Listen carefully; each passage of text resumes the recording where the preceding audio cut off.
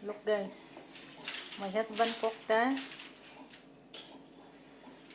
tahong or mules.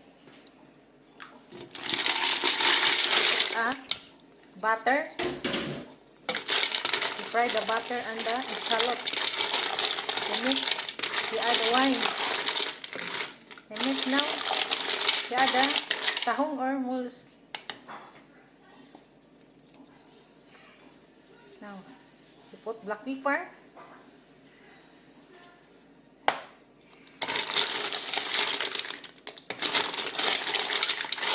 I don't know what's the taste of this later.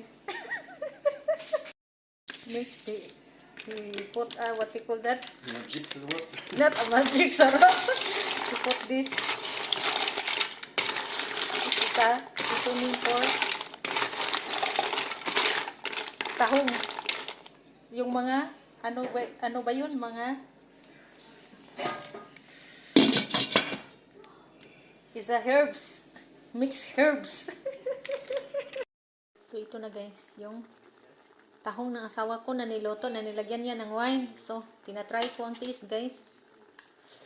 Okay naman ang taste niya, pero mas gusto ko yung i-fried muna sa kalagyan ng water. Kasi, matitaste mo talaga ang taste niya.